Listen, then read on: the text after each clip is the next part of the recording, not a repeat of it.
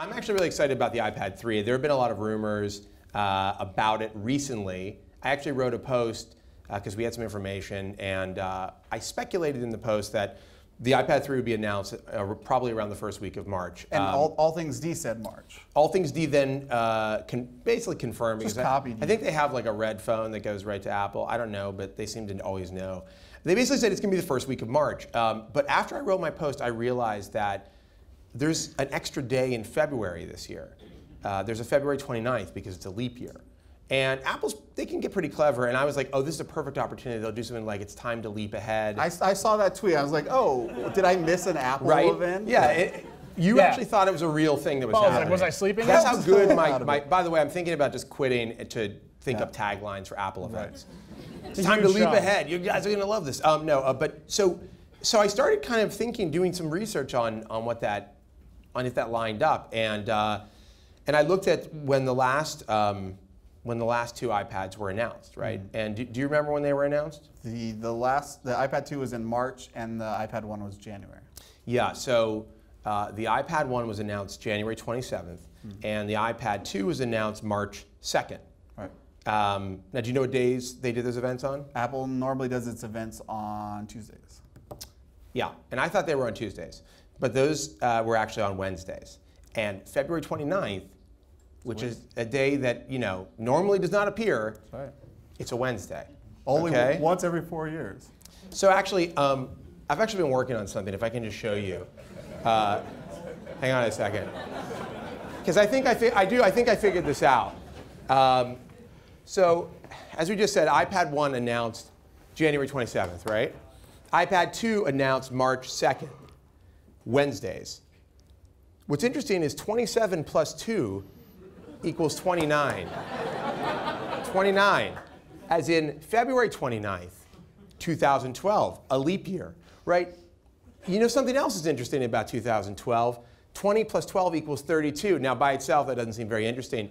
But minus 3, as in iPad 3,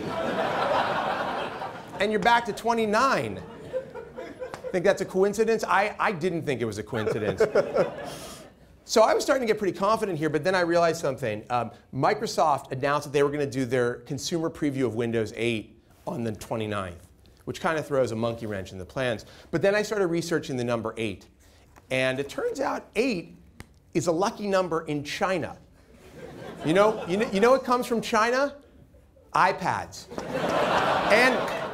And you know what's definitely coming from China? The iPad 3. Now, something else comes from China a lot of the time for us, which is rumors. And we actually reported on a rumor from a supply chain in China, and they described the iPad 3 display, which they apparently have seen, as a quantum leap in display technology. Quantum leap, as in leap year.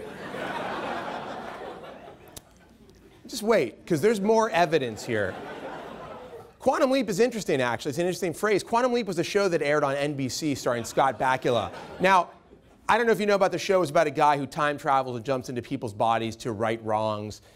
It started airing in 1989 on March 26th. 26 plus 3 is 29. iPad 3, 29. February 29th, 2012. Now, when Quantum Leap started airing, it wasn't immediately a hit. They put it on Fridays, and it was kind of flopping. So they had to move it. They had to move Quantum Leap to a different day. And you know what day they moved it to? What day did they move it to? Yeah, Wednesday. They moved it to Wednesday. Now, sure, that seems a little weird considering all the other stuff we've seen, but the rabbit hole goes way, way deeper on this one. Quantum Leap aired during a leap year, 1992. Guess what day 1992 started on? Wednesday. Wednesday, 1992, that's the first day, right? And in February of 1992, there was only one episode of Quantum Leap. One episode. There should have been 4. I don't know why there was only one, but there was, and it was at the end of the month. The last Wednesday in February, the 26th. 26 plus 3 equals 29. Just wait, okay? Just wait. Now, that episode, season 4, episode 15, A Song for the Soul, was about Sam leaping into the body of a girl in an R&B trio, a trio of singers. And His goal in that episode was to get them to not sign a contract. You know what doesn't have contracts? iPads with data plans. You don't have to sign a contract with a data plan. And as we've heard about the iPad 3, it's going to have LTE, 3 letters, no big deal. I'm not going to get into that. But you can be sure that when it does have data, it's not going to have a contract. But this gets even weirder. And actually, when I figured out the next part, I really got chills. As I said, the main character in Quantum Leap was a guy named Sam. He's played by Scott Bakula. Scott Bakula was recently in another series called Men of a Certain Age. Men of a Certain Age airs on TNT, which is a Turner station. Turner also owns TBS, which is the station that Conan O'Brien is now on. Now, who took over Conan O'Brien's slot when he left the 12:30 slot on NBC? Yeah, Jimmy Fallon. Jimmy Fallon took the slot. And you know what the first date of his first show was? March 2nd, the same day the second iPad was released. So I think if you look at all of this data, I think it's fairly obvious what's going on here. Clearly, on February 29th, 2012, a day that should have never existed, Tim Cook is going to walk out on stage, joined by Scott Bakula and the cast of Quantum Leap, and he's going to introduce the iPad 3.